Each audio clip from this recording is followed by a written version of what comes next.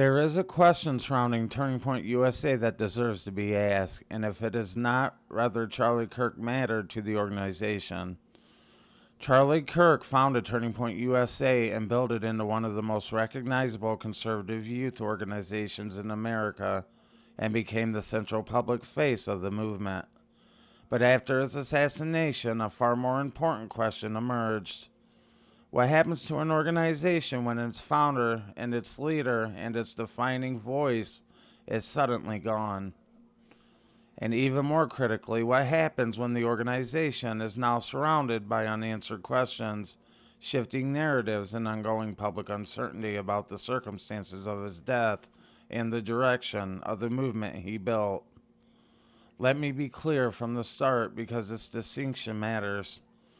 This is not an accusation against Turning Point USA or Erica Kirk or TPUSA staff or anyone associated with the organization.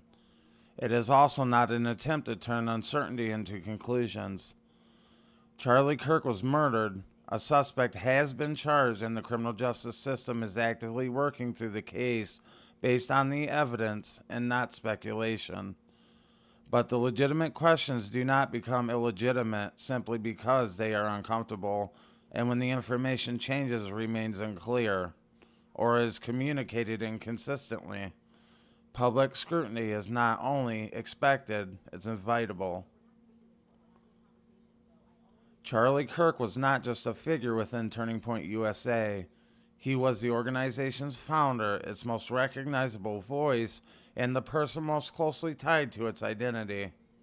After his death, TPUSA publicly acknowledged the loss and described him as the central figure of the movement. But as time has passed, the organization has been forced to operate in a new reality, and one where it must continue forward while also navigating a high-profile criminal case tied directly to its most important public event and its most visible leader. And that is where the pressure begins. When a founder is killed under circumstances connected to a public organization, people will naturally ask questions. Questions about security planning, communications, timelines, and the sequence of events before and after the incident are not automatically conspiracy theories. Some of those questions may already have answers. Some may be restricted due to the ongoing legal process, and some may still be unresolved.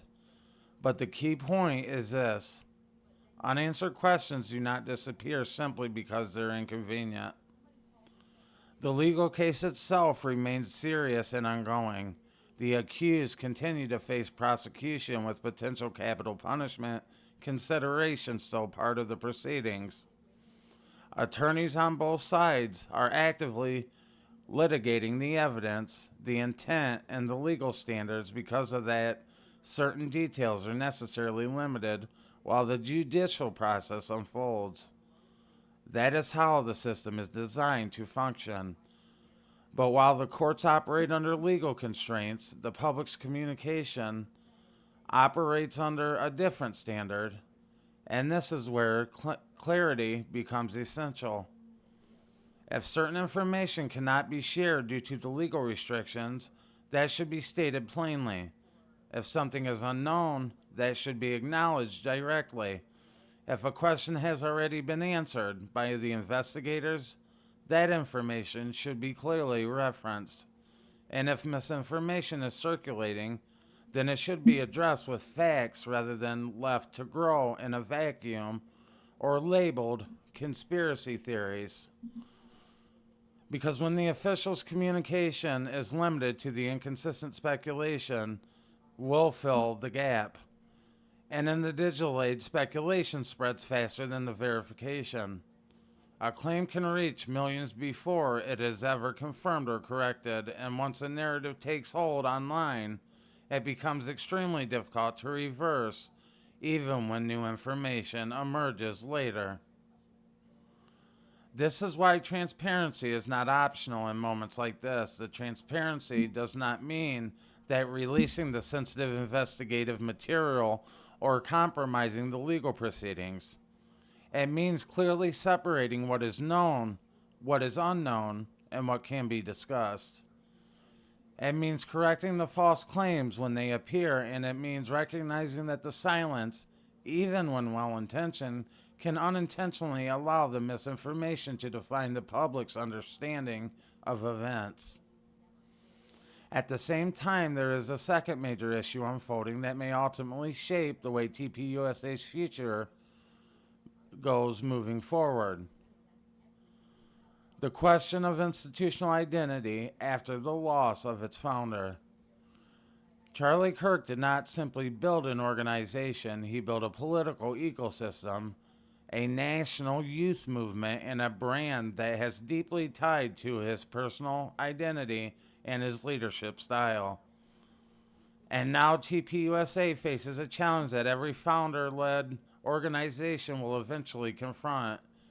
It can be how the institution survive, evolve, and maintain the credibility without the person who defined it. Leadership has already shifted, with Erica Kirk stepping into a more prominent role and the organization continuing its operations and events and political outreach. But transitions of this magnitude always generate debate. His supporters and critics alike are now questioning whether the organization is maintaining continuity with Charlie Kirk's original vision or entering a new phase of direction and identity. My personal opinion, I believe it's gone totally off the rails, and it seems to be the total opposite of what Charlie Kirk stood for. And that's just my opinion. But they may have questions, the critics or his supporters alike. Was his legacy defined by a specific political strategy? By America First messaging? Was it by that? Or by youth activism? By free speech and advocacy? Or all of it? This is why TPUSA carries a significant responsibility moving forward, and it must preserve the historical accuracy without distortions, maintain continuity without rewriting the past, and ensure that Charlie Kirk is remembered as a real person, not just a simplified political symbol. Because he was not only a public figure, he was also a husband and a father, a son and a friend whose life ended in violence. At the same time, TPUSA is no longer just a private organization. It is a major political institution with national influence and a large youth base and significant visibility in American political discourse. And that level of influence naturally brings scrutiny. The leadership decisions, messaging, the alliances, and public communications will all be examined closely. And that scrutiny is not inherently hostile. In many cases, it is a form of accountability. And the accountability, when handled properly, strengthens the institution rather than weakening them. If criticism is inaccurate, it can be corrected. If misinformation spreads, it can be addressed with documentation. If the questions cannot be answered, that limitation can be stated clearly. And there is no weakness in acknowledging uncertainty. In fact, in moments of public tensions, honesty about uncertainty is often the most credible position an organization can take. What must be avoided is the transformation of uncertainty into narrative warfare. Political environments often reward speed over the accuracy, and reaction over verification, and emotion over evidence. But when that happens, truth becomes secondary to momentum, and that is when public trust erodes. And unfortunately, we do see that with a lot of people that are not particularly buying the federal narrative. You have influencers and so forth on their side saying it's overwhelming proof that he done it, that it's Tyler Robinson for sure. It's crystal clear. There's no ands if or buts about it. And they're not allowing for the possibility of further people being involved, or the possibility that there were more people involved, is what I mean, or that where we know Joe Kent came out and said that he was stopped from investigating a possible foreign lead that could possibly be involved, may or may not be, not sure, but he was stopped by the president and those executive people from working that angle of investigation, so we don't really know. But unfortunately, like I said, it is occurring already.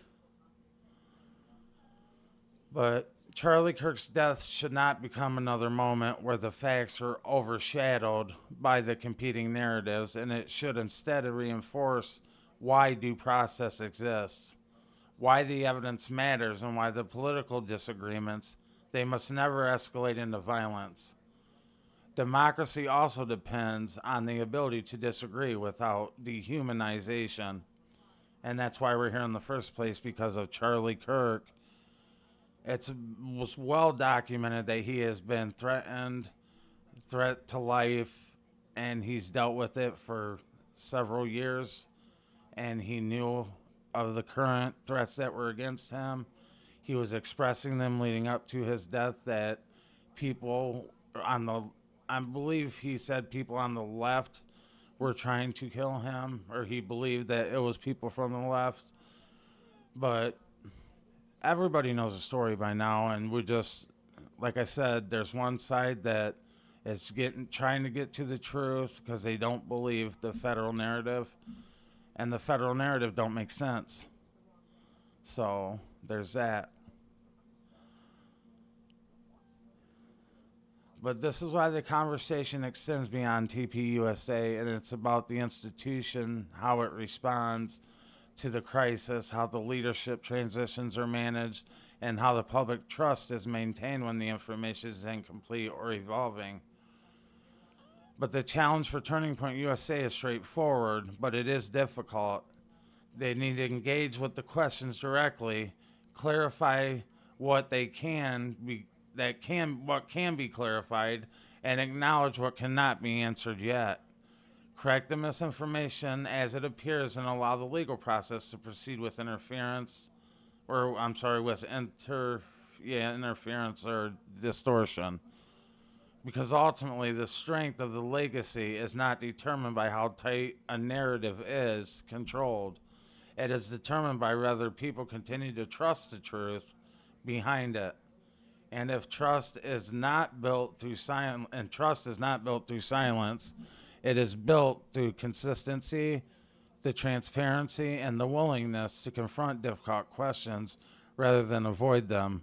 But like I said, that's already happening, where you can't trust what TPUSA is saying because they have been caught in so many lies, particularly Erica lying, and just the changing stories between Turek and Harpole and everyone in the car when they took Charlie Kirk to the hospital.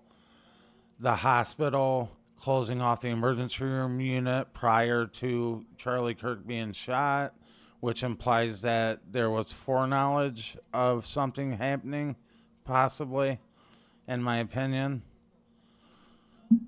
But, yeah. He spent his career encouraging the political engagement and debate and his open discussion, and we all have seen it, all the videos, and that's gone viral of him. The organization he built now finds itself at the center of some of the most difficult questions of its history, and perhaps the most faithful way to carry forward the principles he promoted is not to avoid those questions, but to face them directly with clarity and evidence. His legacy should not be reduced to the circumstances of his death. It should be defined by the movement he built, the ideas he promoted, and the impact he had on American political life, as well as our young people. And if Turning Point USA wants that legacy to endure, it must ensure the organization remains larger than any one individual, while still grounded in the truth of the person who created it. They shouldn't be rewriting it and flipping and doing the opposite of what actually Charlie Kirk believed in. And in my opinion, unfortunately, they already have. But the silence may feel protective in the short term, but the transparency is what preserves the credibility in the long term. And in the end, the truth must always matter more than the narrative. This has been the Unfiltered Political Lens, and if you found this analysis valuable, please make sure to like, subscribe, share, and turn on the notifications so you don't miss future coverage.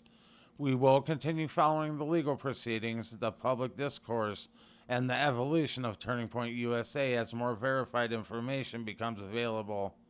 Stay informed and stay critical, and always separate speculation from facts. In an environment where the narratives move faster than the evidence, your responsibility is not to accept the loudest version of events, but to demand proof before accepting any of them. And let's be clear, I don't know what happened or who was involved, but I don't particularly agree with the narrative that the federal government is giving. I believe there was more people involved, and I don't believe he was shot by a gun. That's just my own, that's just my own personal opinion. Please leave comments in the box if you want. Let me know what you guys think.